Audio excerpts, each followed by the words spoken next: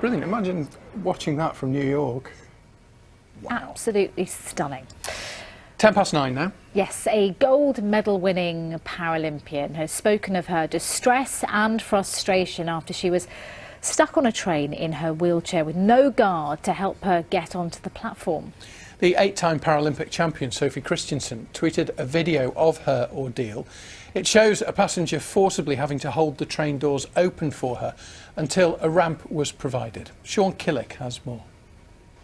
For Sophie Christiansen, every train journey is a bit of a mystery ride. Not so much about where she's going, more what will happen when she gets there.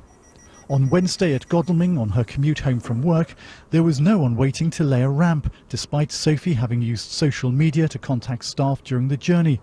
A fellow passenger prevented the doors closing, while another went for help, and eventually a ramp arrived. It just makes me so upset because nothing is happening. So yeah, I went home and I cried.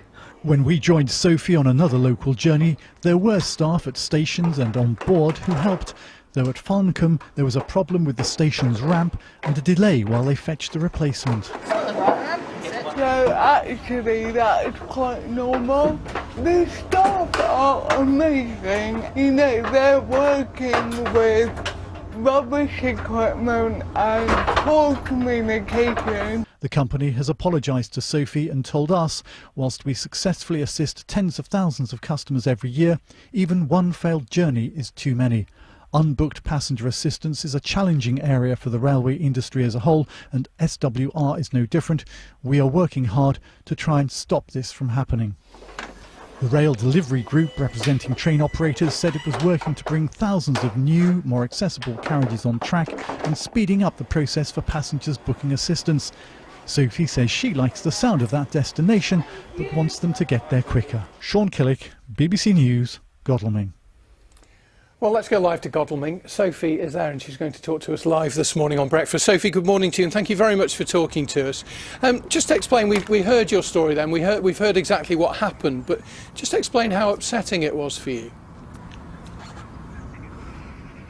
Yeah, I mean, I encounter events like this at least once every couple of months, so to have it happen yet again was probably what was more upsetting to me. I've kind of come to the end of my tether. I just don't know what to do to make accessibility for wheelchair users better.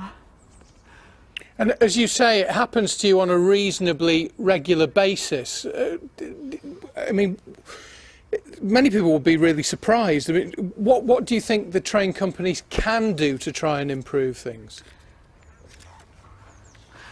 There are many things that they could do, including better training for staff, investments in automatic runs, which need to happen one day.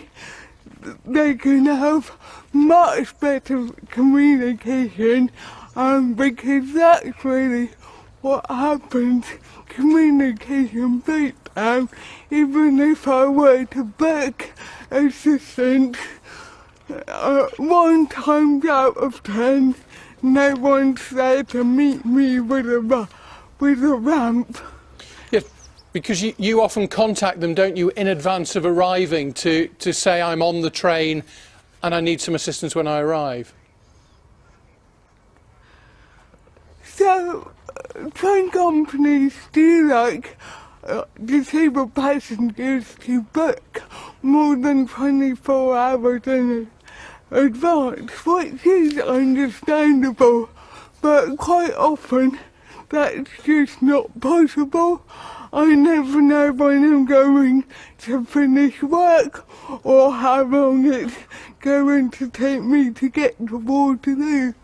So I just want to get on the first train home like everyone else. Yeah, which is entirely understandable. Southwest Trains have said, while we successfully assist tens of thousands of customers every year, even one failed journey is too many. We've already spoken to Ms Christiansen to apologise and ensure we all learn lessons possible to prevent it from happening again. Are you confident it won't happen again? Not at all. You know, they say one failed journey that happens every single day to wheelchair users. Something needs to happen. We've been complaining for years, and now is the time for action. We deserve equality. Well, I really hope that you speaking out and sharing your story helps to make that happen. And Sophie, we're very grateful to you for talking to us this morning. Sophie Christiansen, Paralympian, of course, speaking to us about that story and her rather unfortunate train experience.